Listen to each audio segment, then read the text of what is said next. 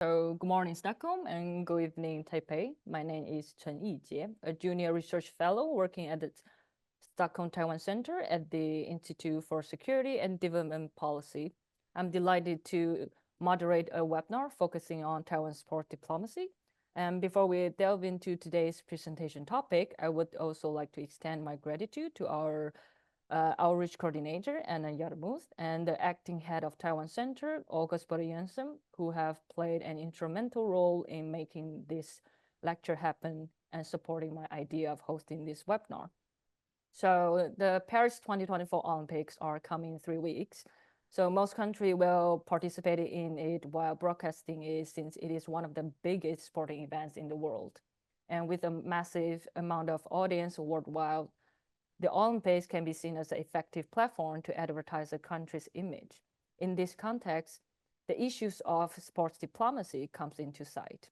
Several countries have used sports as a diplomatic tool to advance their relations with other countries and build a positive image for the country, or at least try to build a positive image. For Taiwan, this issue is not only related to Taiwan's international image, but also linked to Taiwan's international space and Taiwanese identity. Taiwan has participated in the Olympic Games and other international sports competitions under the name of Chinese Taipei since 1981 due to China's One China principle. What is the future of Taiwan sport diplomacy? What do international sporting events mean for Taiwanese identity? Our speaker today will provide their insights regarding these issues. Each of them will have around 20 minutes for their own presentation, and after that, we will proceed with a short Q&A session. And before we start this exciting lecture, it is my distinct honor to introduce our speakers for today. So the first speaker is Ms. Liu Guojun Sophia. She is the founder and secretary general of the Taiwan Sport Forward Association and president of the Taiwan Women's Sports Association.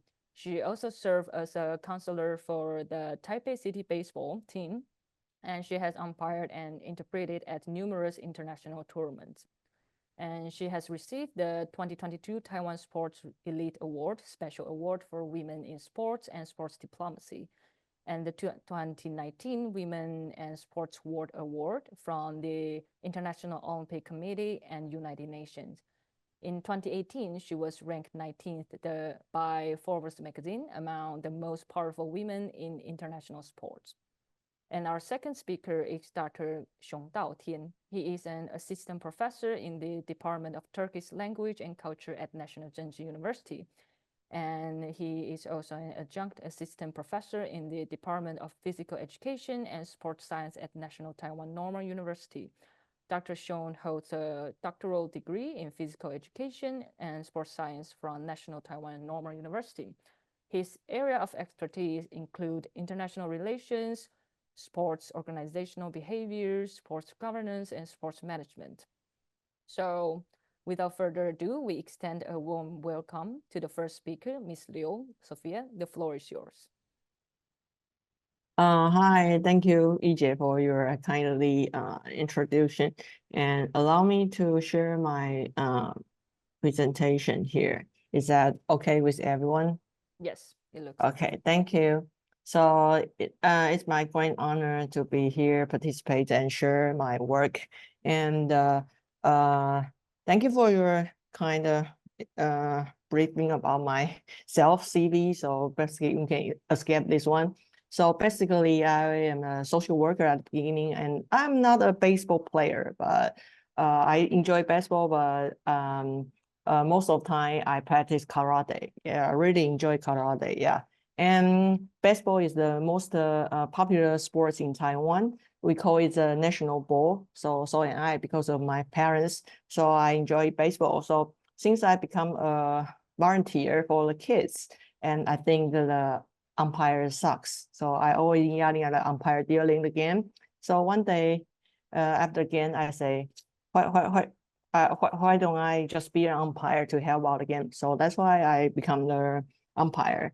And then I didn't realize I was the first one in our country for our national tournaments.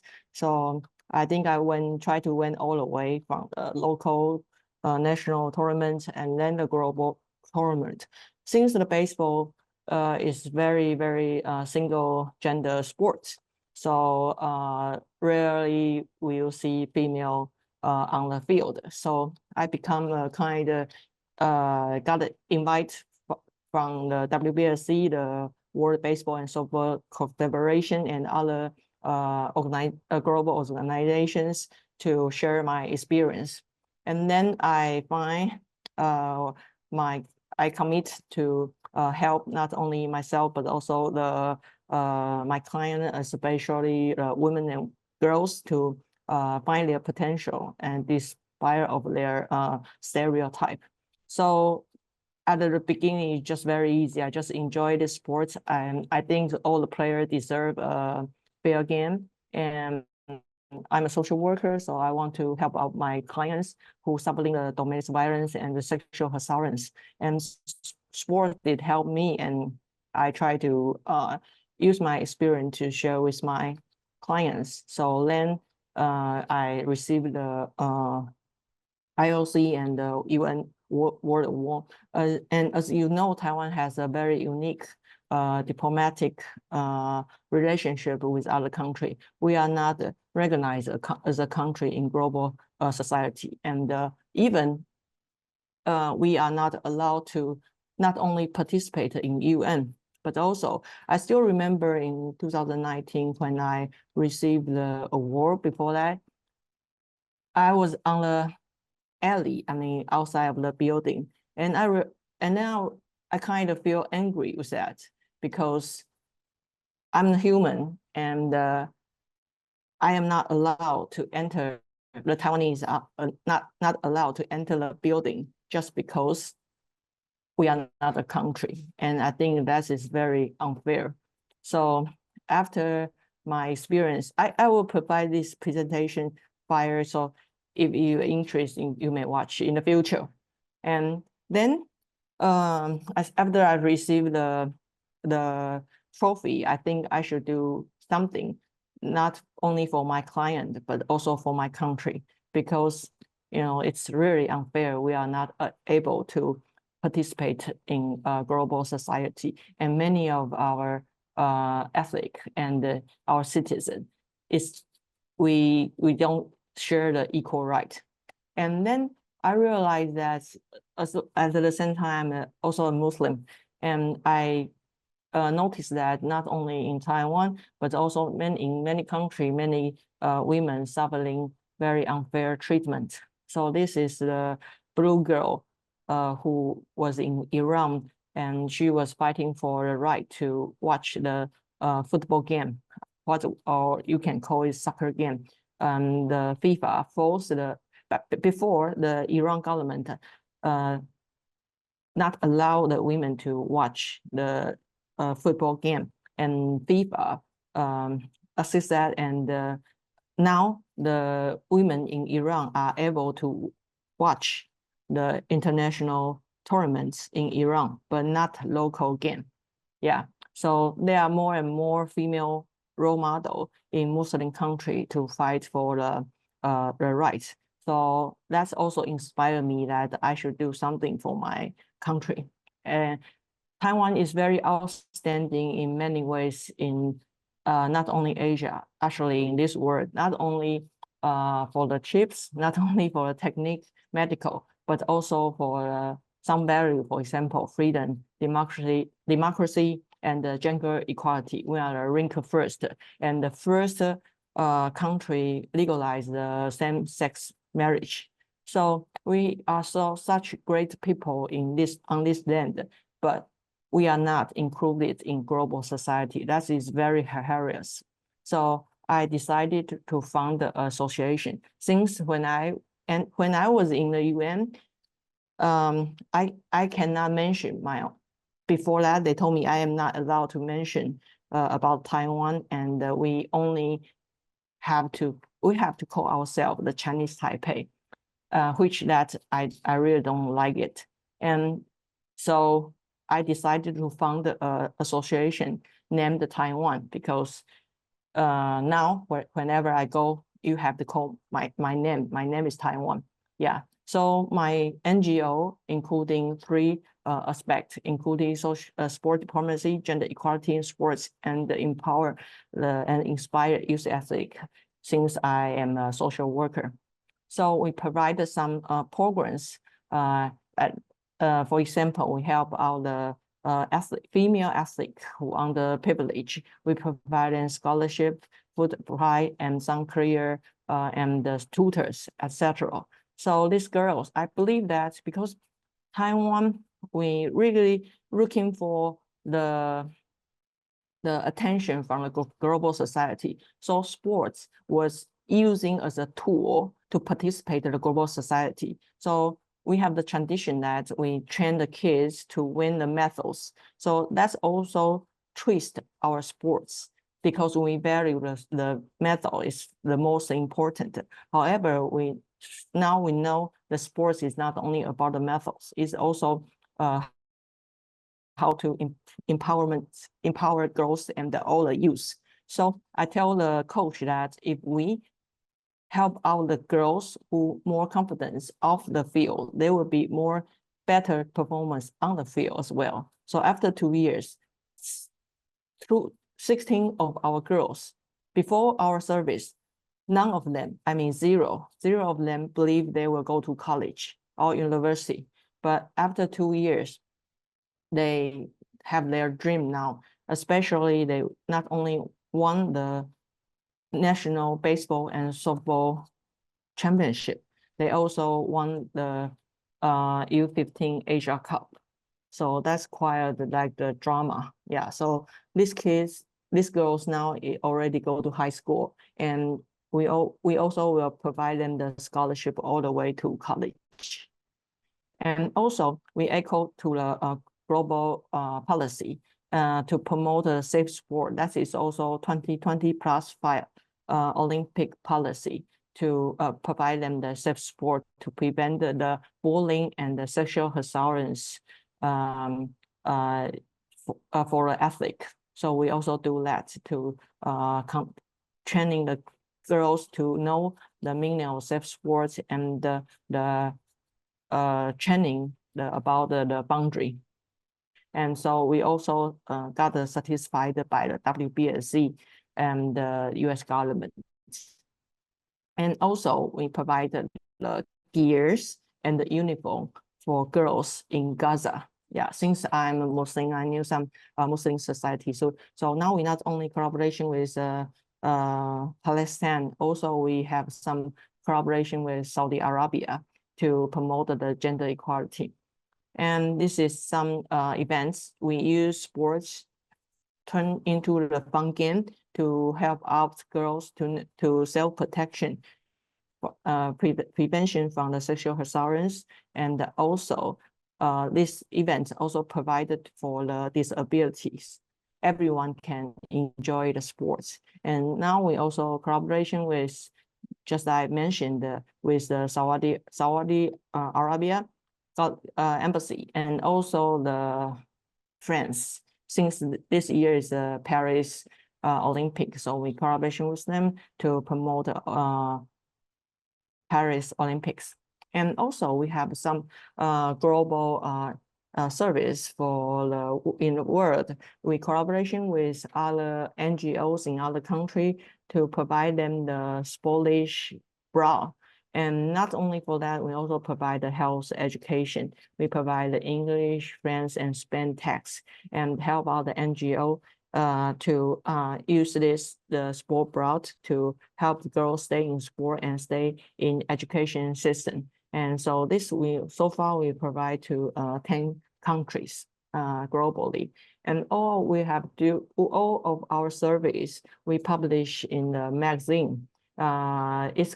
It's called the Women in Asia, Discovering Asia's Women's Sports. So we will have their stories. We have a website as well. Welcome to read their story. And this story are not only focused on athletes, their complement, but also we report the articles about the gender, some value, and referees, journalists, etc. So we invite all the Asia journalists to publish their article, to introduce their own story. So now so far is 3 editions so far, and since we publish that, we pay it. So every year we will put 3 Taiwanese stories to lend our country to readers to understand the stories in Taiwan. So at the beginning, we display these messages mostly on website and some meetings, especially in the AIPS, the Asia Sports Association. Also, thanks to the Taiwan government, we try to persuade advocate our Taiwan government that this is what we should do, a kind of soft power. So we also ask our MOFA, our foreign efforts to help us to send these magazines to our embassy in the world. Yeah. And also for me, I'm very lucky. All I have learned, I have to thanks to the U.S. government, because in U.S. government, they have a sport diplomacy department in their State Department. So that is also where I learned of how to organize this and to promote the sport diplomacy. And this is due to their policy. And I was a mentee in 2017. I got training there for 5 weeks, and I learned what I learned there to use sports to empower women and girls, and how to advocate in policy. So we still have a harmony collaboration between state governments and the AIT. It's named the American in Taiwan institution, but actually that is the U.S. Embassy in Taiwan. So we have a harmony collaboration in Taiwan. So I told the state government that we Taiwan and the U.S., we share the same value. So we should work together to promote the gender equality in sports in Asia Pacific. So last year, I invite lots of our Asia Pacific country and also the U.S. scholars come here together. We talk. We have the workshop and seminar topics about the sport diplomacy, gender equality in sports, sport and education, and sports and media. Yeah, to share the experience and looking forward for the further collaboration. And since this is also hosted in the National Taipei University, so we also have the workshop to empower and lend more college students who are interested in sport diplomacy and gender equality in sports to join together. So I hope my NGO would be a platform to invite more people who are interested and share the same value. We can work together. Yeah. So that's also what I mentioned, that I'm very thankful for the U.S. government to help out us, and all of this because in the U.S. government, they have the education policy is named the Title IX, which also means this bill is about all the organization, including university or the unit who receive the federal funding, they have to reach the gender equal. So your budget for women and boy and men should be the same. So that was 52 years ago. And that was a very huge change, because in 5 decades ago, also not too many women received the college scholarship and also sports scholarship, and not too many women to stay in choose to study in math, science, etc. But after this Title IX bill, so a lot huge change now. So I believe this was 2 years ago, I was invited by the Joe Biden, and we celebrate the Title IX 50 years anniversary, and not only the impact in US, but also the impact in the world. And yeah, and they also publish a book, to select 9 role models about how the Title IX impact the world, and I'm one of it. So this kind of soft power that I can tell the world that Taiwan is Taiwan. So I think what I at the beginning is my initially motivation is quite simple. I just enjoy the sports, and I think these kids deserve a fair game. And then I realized, especially as a social worker, I serve for the women, girls who suffering the domestic violence, and many of them they will say that we social worker always suggest our client that you can be independent and you are capable. You know, you are a whole person. No one have the right to insult you and take away from your right, and to encourage them to be independent. But many of our clients will tell us that, okay, he's fine, he's okay as long as he didn't drunk, or as long as I don't piss him out, and he will not beat me, something like that. Or as long as I give him enough money, he will not beat me. And when I participate in some global tournament as an umpire or interpreter or any kind of a role, and I have to face that, people will tell me that you cannot call yourself a Taiwanese. Sometimes even we call our Chinese Taipei, we have to risk it that we still have to remove from the event, just suddenly, just because China throws us and to tell we are not allowed to stay there. So someday I just realized that in Taiwan, we are also the victim of like the violence. We say the same thing, that we as long as we don't piss out other country, we can stay safe, something like that. But I just think it's not fair. We should stand out. So since I tell my client and I think I should do that. So I hope I can use sport and my impact in global society to ask for the equal right of Taiwan. We got equally and freely to participate in global society. So that's also the motivation that I founded this NGO. So this is we are still very young NGO. We founded it in 2020.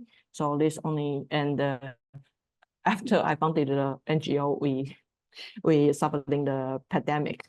So yeah, so we cannot have very active event till these 2 years. So we're still very young, but I think we work hard, and I hope we can do something for Taiwan. Yeah, thank you. Thank you, Ms. Liu. What a fruitful presentation. And I already have several questions in mind that I would like to ask you, but I don't think I should steal the time from our second speaker now, maybe later, but not now. So let's welcome the second speaker. The floor is yours, Dr. Sean. Okay, thank you. Just allow me to share my screenshot. Okay. Okay, here. Can you see my slides? Okay, thank you.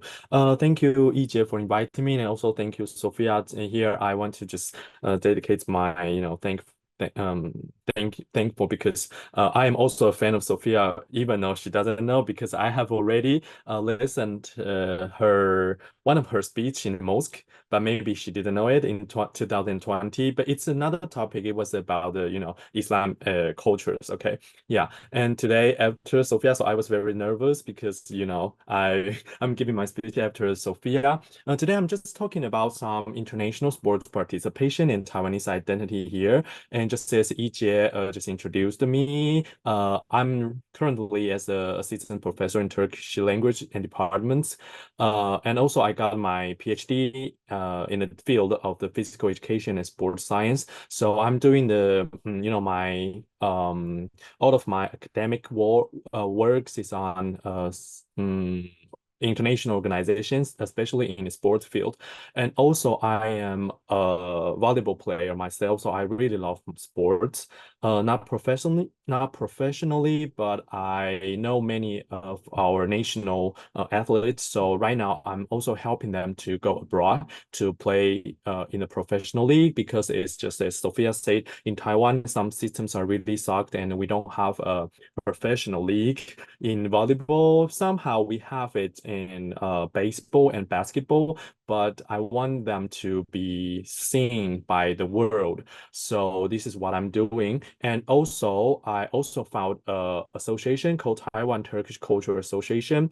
I want to introduce Turkish in Taiwan and also introduce Taiwan to Turkish people. So this is also related to the topic today, because when we found this association, the name we are thinking about to use Taiwan or Chinese Taipei, but eventually we choose Taiwan because as everyone know, we are Taiwan. So this is the brief introduction of myself. Now the topic today, I'm going to share something about the governmental and non-governmental organizations' role in the diplomacy, the sport diplomacy, and also the meaning of Chinese Taipei, because I'm not sure if the participant here, how many of you know about Chinese Taipei or even heard of this Chinese Taipei? Okay, so I will mention it about a little bit, and I will talk about the society and governments, their attitudes towards Chinese Taipei, and also we have a referendum in 2018.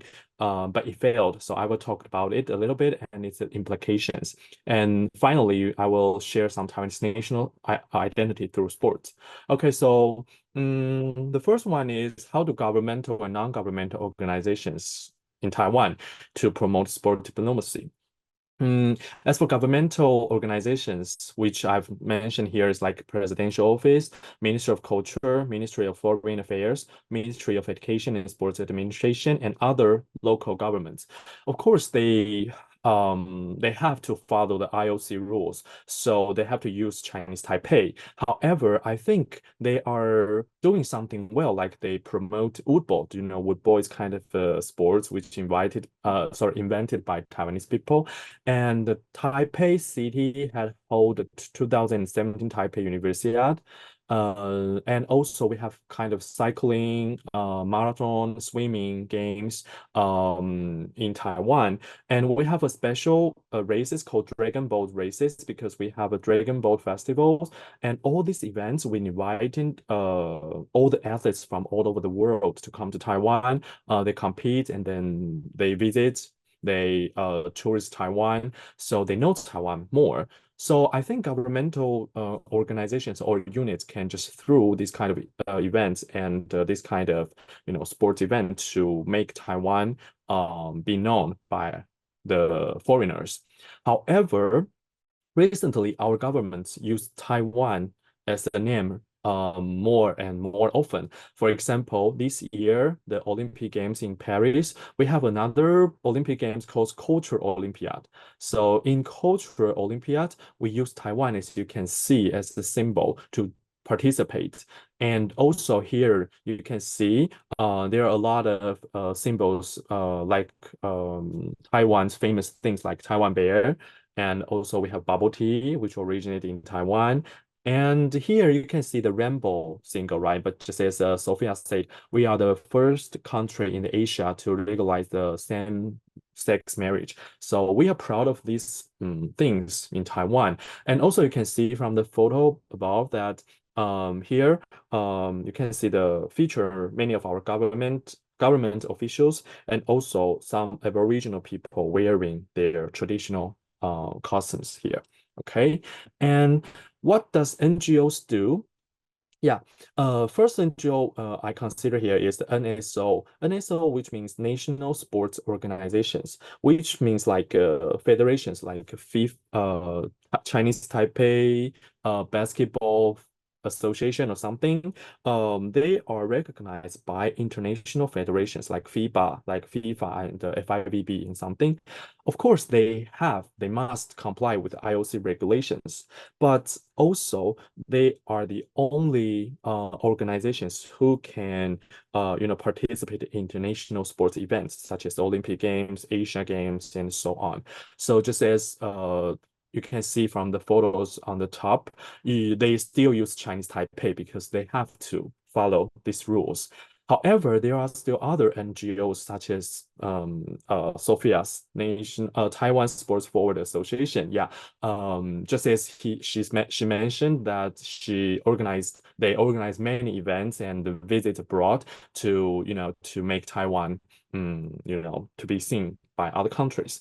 Yeah, and there are some other NGOs, they are non-sport NGOs, but somehow they are forced to use Chinese Taipei in the every field. They cannot use Taiwan. But recently we found that more and more these kind of NGOs, they prefer to use Taiwan, just as we can see from the photo here in the middle. One of them is the Taiwan national team, as if you can see from here is the Taiwan national flag. And also on the right side, we can see that Taiwan representative team select a tournament or something. We can see that currently more and more these kind of organizations, they prefer to use Taiwan as the name to participate in international events. Okay, I think it's a good thing. It's a good sign. Okay, so why we use Chinese Taipei? As here we can see from the map. Here, the purple is the territories controlled by the PRC, as maybe you know, and as the orange one is the territories controlled by the ROC. Yeah. This is two countries, right? We know that it's two countries, but however, China, which is PRC, does not admit it. So we have to use Chinese Taipei. But what does government think about Chinese Taipei? Before 1990s, I think the government used Chinese Taipei to de-Taiwanization. What does mean de-Taiwanization means? Which means at that time, 国民党, I mean the party, the party and all the governments still believe that the Republic of China is the only legitimate region that rules mainland China. So do you believe it or not? Even right now, the constitution of the Republic of China, the territory still includes the entire China. So we still rules entire China. It's somehow ridiculous. Yeah, but from 2000 to 2008, government used Chinese Taipei, but they still striving for more international recognitions. Like they try to make more country recognize, Republic of China, and they want to make other countries know China and Taiwan are two different countries. However, from 2008 to 2016, also, we have a Kuomintang also ruled Taiwan. So they use Chinese Taipei to calm China and international tensions. They don't want to make some tensions. So they just want to say, oh, okay, we use Chinese Taipei, so don't mad at us or just allow us to participate or something. However, since 2016, we have another new governments. And Tsai Ing-wen president, okay, she used Taiwan in official government speeches several times. After 8 years, this year we have a new election. So the new president, Lai Ching-te, continues President Tsai's foreign policy. So he used Taiwan as much as he can. Okay, but as for society, as you can see, some people, not only foreigners, but also Taiwanese, unfortunately, they really don't know about Taiwan or China or Chinese, especially in Chinese word 中华 and 中国. It's two concepts, they are really easily confused. For example, you can see the airplane here. It's called China Airlines, right? But do you know it's actually not the airlines in China, it's airlines in Taiwan. Yeah, so it's somehow ridiculous. Yeah. And just telling a joke because I just came back to Taiwan 2 days ago from Japan, and in the airport I saw some Chinese family, China, they are from China. So the kids just asked their parents why he holds a different passport. Is green, mine is green because mine is Taiwan, and parents didn't just avoid these questions because they cannot or they don't want to admit it. In the end, the child keep asking, so the parent just told the kids that, oh, we're different countries, we're different countries. So actually, they know it, but they cannot admit it or they don't want to admit it, right? Okay, so this is the society and the governments who think Chinese Taipei. And another, okay, let me just show you the here. Okay, yeah. So do you agree? This is the issue of the 2018 referendum. Okay, do you agree to use the Taiwan as a name to apply to participate even all the international sports events and including the 2020 Tokyo Olympics? If you ask me, of course I do. I agree. However, the result was disagree. I mean, the failed. Okay, I will tell you later why it failed. But as you can see, we are not okay. This is not the first time we use different names in Olympic Games. At the first time we use Republic of China to join, and then we had to use like Formosa China, ROC Melbourne, and we also used Chinese Republic of Formosa, and also we used Taiwan to join the Tokyo Olympic Games in 1964, and also the Mexico Olympic Games in 1968. So which means this is not the first time we use Taiwan as a name. Okay, so in 2017 Taipei University, I also serve as the attaché, the volunteers to help the Turkish team, Turkish delegation. And when we are going to the opening ceremony, all the athletes ask me, where are we going? I say, oh, we are going to Taipei because the village, the athlete village is in Linkou, it's another city in Taiwan. And they say, are we going to Chinese Taipei? I say, no, there's no country called Chinese Taipei. So we are not heading to Chinese Taipei. And Ellie was panicked, saying, no, we are going to Chinese Taipei because the event was held by Chinese Taipei. And I say, sorry, there's not any place, any city called Chinese Taipei. So I just explained all the history and the name and the reason why we are Chinese Taipei. Okay. So why the referendum just failed? Well, I think at that time, because Chinese Taipei Olympic Committee somehow just didn't want to, make the referendum passed because I don't know why, but they just told the athletes that okay, if we change our name to Taiwan or other names, we might, or you, the athletes, might not join, might not participate in any other sports, international sports event. So some of the athletes also came out and tell people not to vote yes, like we want to we want our right to participate in the Olympic Games. This is I think, the main reason why the result was failed. But it doesn't mean that we don't want to change our names.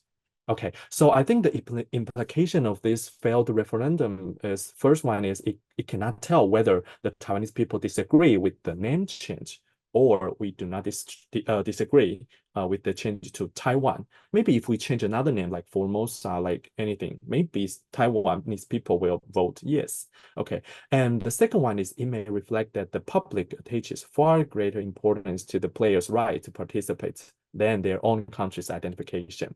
Just because, as they say from the photo on the right side, you can see there are some famous players here, like Zhou Tiancheng in badminton, and also Zheng Zhaochun and Yang Junhan. They are track and field athletes. They say, please, we want to join games, so please don't change our names. Okay, so I think this is why the referendum just failed. Okay, so the last one is, what would be the implication if Taiwan either lose or win against China or other countries in sports competition? I think Taiwan and China are two competitive teams. It's every other countries like America, like Japan. So if we win against any other opponents, yeah, we of course congratulate to our athletes. Yeah, if they lost, we just encourage and comfort them. Yeah, so it's not too special. However, in some field, if the sports we are better than China, for example, baseball. So if we lose them, people would like angry, like why we lose to China? They are weak. But if in some sports, like in basketball, if we win them, I think the media will report it very loudly, and everyone will be very happy. For example, if we win NBA, if we win against USA in basketball team, I think it's also we will be very happy, right? Because China is a lot stronger than us in basketball way, right? But in the recent, I think recently the two international events, we beat China in basketball team. So I think the people are happy. And also we can see from the photo below in Asia Games, the 19th Asia Game, it's a gold game. We won the gold medal. Yeah. So we also beat China. Yeah. And does winning the competition boost Taiwan's national identity, sorry? The answer, unfortunately, is no, because I don't think Taiwanese people, after that, they will think, oh, we're Taiwan. Yeah, because Taiwanese people, just particularly excited, and the China is very strong. So, and China always regarded us as one of their province. So if a provincial team defeat the national team, it will be very embarrassing, right?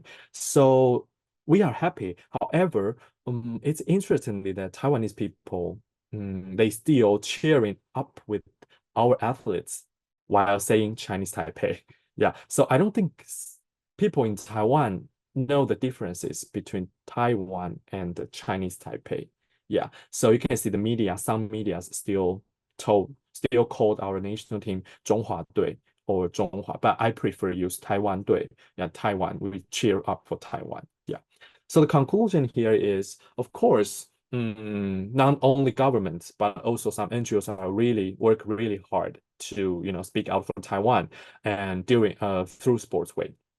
However, there are still some political parties that rather continue to compromise than defend Taiwan's sovereignty.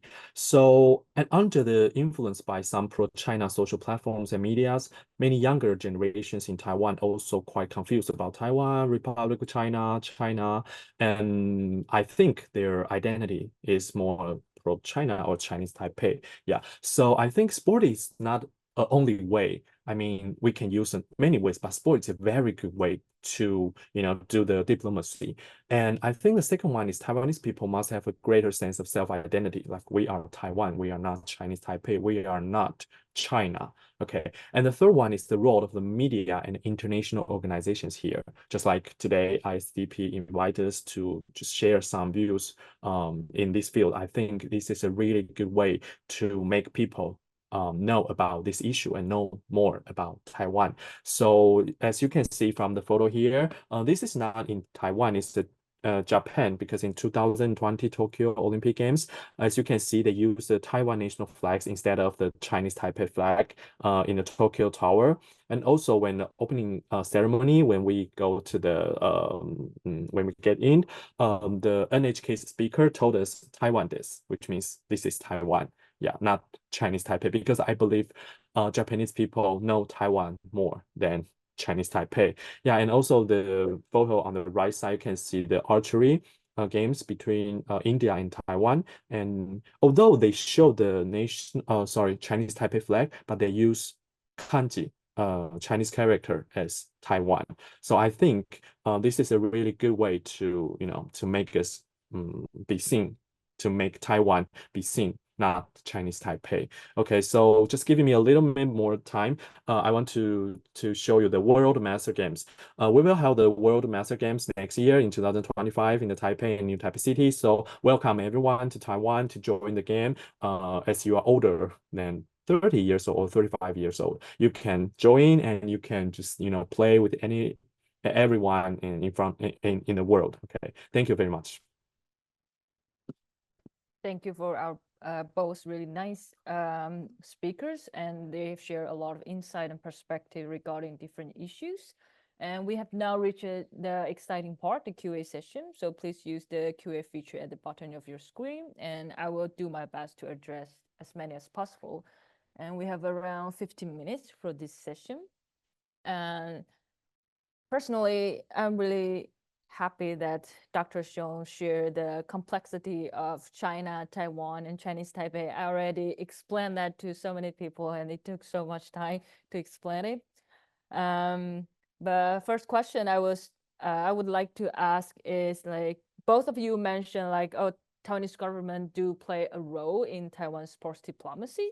However, like, except hosting events, are there any other methods they support NGOs or the athletes in Taiwan? But because I was track and field athlete when I was still in Taiwan, but I feel like the government and school is really separated from the sports policy itself. And you always can hear the some NGO needs some more funding or some support from the government, but they are struggling to maybe found themselves, or they have to do the fundraising from the civil society. And what do you think about the Taiwanese government role in Taiwan sport diplomacy?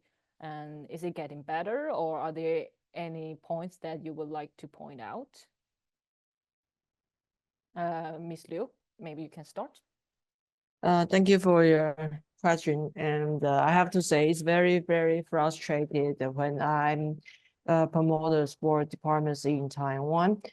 Since 4 years ago, when I founded this NGO, and a lot of DTP they just try to help me out. So we even try to talk to government. But when I talk to the MOFA, the foreign efforts, and they say, oh, sport diplomacy, you can talk to the minister of sports. So 体育署, and when I go to talk to the 体育署 and say, oh, sport department, sure, you should go talk to the MOFA. So we kind to have kind of the interaction from these two departments, and we got a zero funding from both of them. And so till last year in 2026, I report to our president Tsai Ing-wen that we're going to host this event and the photo award and she know the meaningful of the gender equality and also sport diplomacy. So she in person to participate in the event. Also, she told both of the minister that sport diplomacy is both ministers' efforts. Yeah, two of you, two of you also have to should support it. And however, we are still trying, but still now, I think it's very struggling. And it's my great honor that last month the President William Lai invited me to have a brief report to him what is a sport diplomacy and what we should do. And thanks to President Lai to support this, so I'm going to talk to our Minister of MOFA this month and to see how to the MOFA not only help me but also help all the NGOs and organizations, even the athletes who can help out to promote the sport diplomacy. So there's no further progress right now, but I have the great hope for our government, because since the president understands the meaning, that is the most important. So step by step, we should try hard, work hard. Thank you. Thank you for your answers. Dr. Xiong, do you have any insight you would like to share? Oh, I expected our governments well very much, but recently our legislative administration, they have some problems, and somehow if we are going to do something, even in the budgets to maybe to form another unit in the government, like USA, just as Dr. Liu mentioned about the sport diplomacy department, I believe some of our legislatives, they will just deny this because they are more closer to China. They are pro-China. So somehow I still want to say that, in my opinion, of course, government is really important, but we still have to make the Taiwanese people, all the citizens here, to make their Taiwan identity more stronger, that they can choose, they can vote to the legislators more pro-Taiwan or not that pro-China. Yeah. Thank you. And there's a question from Rohi Kase. I hope I pronounced the name correct.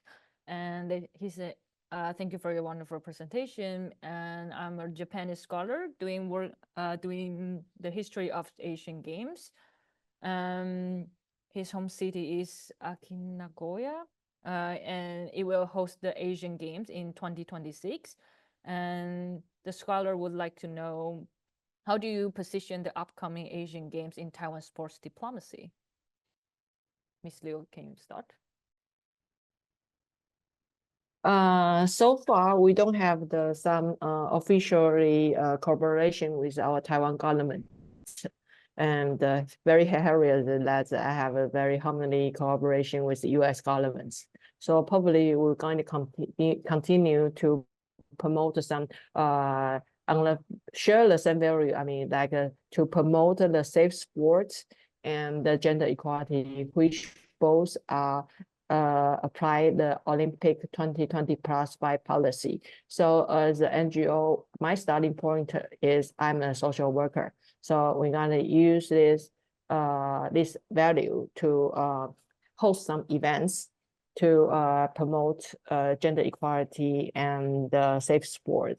In the meantime, to bring out the name of Taiwan. That is my strategy so far. Thank you. Yeah. As for me, yeah, I think if we cannot change our names in the IOC, so we still have to use Chinese Taipei to participate in the Asian Games in 2026.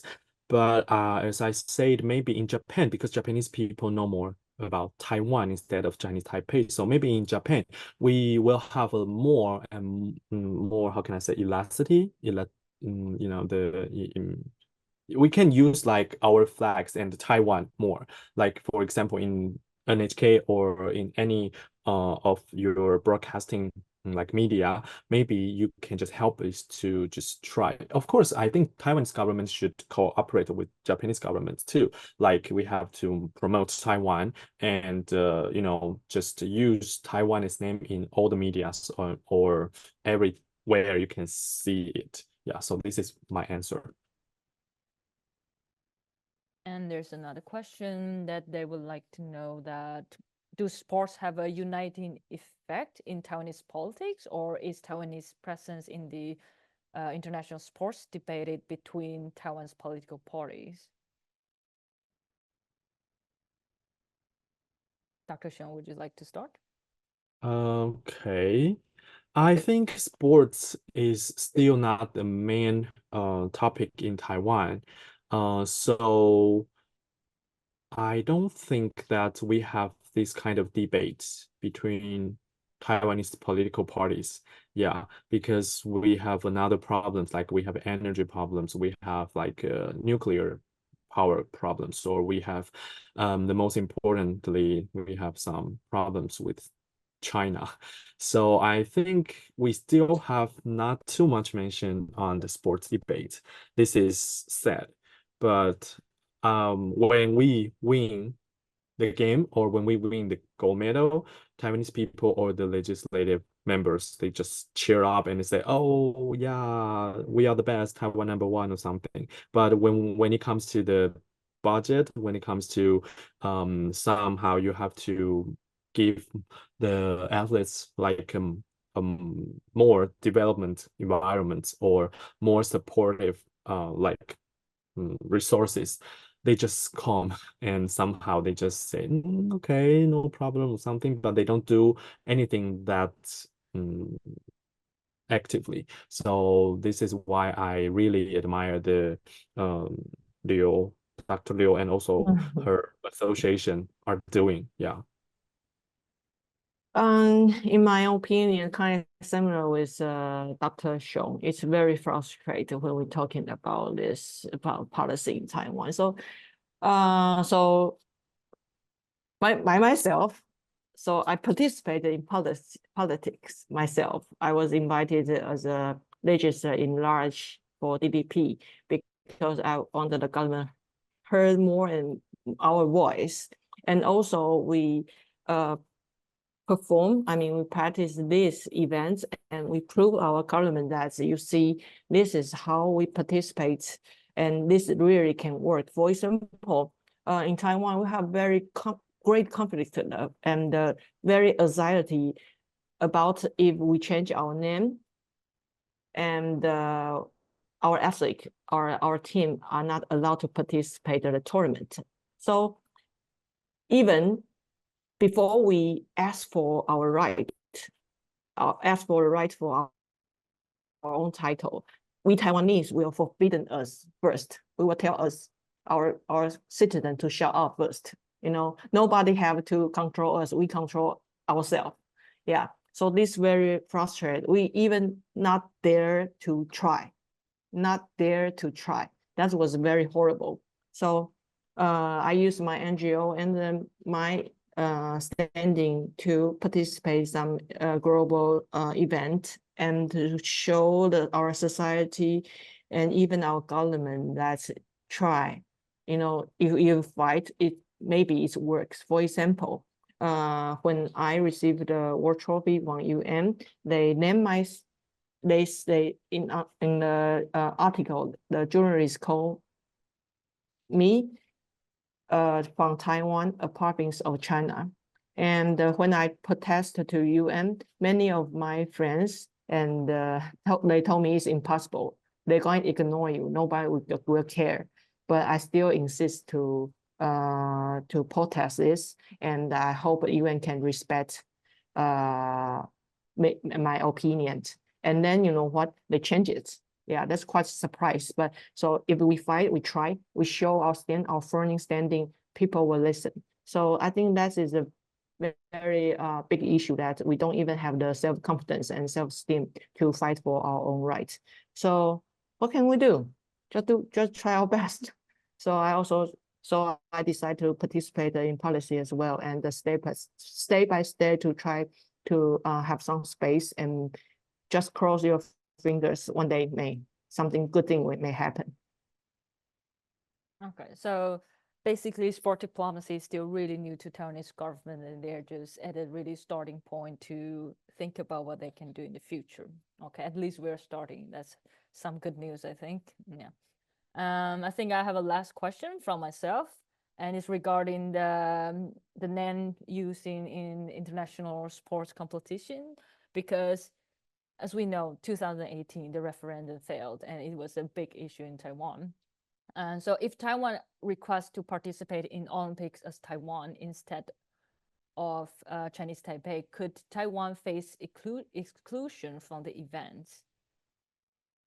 Since according to the IOC's regulation, we have to compete on the Chinese Taipei. And if Taiwanese actually say, yes, we agree to use Taiwan as the name to participate in the game, what would you think it would happen to Taiwanese athletes or Taiwan in general? Dr. Xiong, do you want to start? Okay, yeah. I just wanted to mention about this in my presentation, but I don't have enough time. But this is a good question. Yeah. If the referendum passed, the procedure is like, okay, our governments will ask Chinese Taipei Olympic Committee to apply to the IOC that we are going to change our names. And the first thing is the Chinese Taipei Olympic Committee can deny it, can just refuse it, because they are not controlled or they are not ruled by our governments. They are NGOs. Okay, they can deny. And the second process is if Chinese Taipei Olympic Committee reply, IOC can deny. IOC can, no, you cannot change. You can just use your own name. So this is two different things. One is our Taiwanese identifications. The second one is IOC the problem is IOC. So I see some other questions like Brian and also August. I can answer together. I think there's currently no any opportunities because China is still a really powerful a powerful member in IOC. So if other countries like America or UK or any other powerful country, they don't support they don't support us to change our names, I don't think it will be happening in the recent years. Yeah. And as for August, the last questions, yes, our athletes face a lot of pressure regarding to these kind of political issues. Somehow when they win, the Chinese things are really, aggressive. They will, use VPN to write their comments in their Instagrams and Facebook, everything. That's because I have many friends, athletic friends. Last time they won the China team. Oh, he was shocked because all of the comments are just bad comments like you use Chinese, but they are bad words. Yeah. So yeah, they face many pressures here right now, just as all the Taiwanese people are. So this is why we are really struggling and we try very hard to make the world know that we are not China and we are Taiwan. Yes, this is my answer. And thanks again for audience support and the concern, because your attention is much more because I'm frustrated because many of Taiwanese, they don't even care about this issue. Yeah, and we just like Dr. Xiong said, we fight each other. For example, when I call myself as a Taiwan, even the Taiwanese will say, I am the rule breaker because I didn't follow the Olympic model, so I should call myself Chinese Taipei.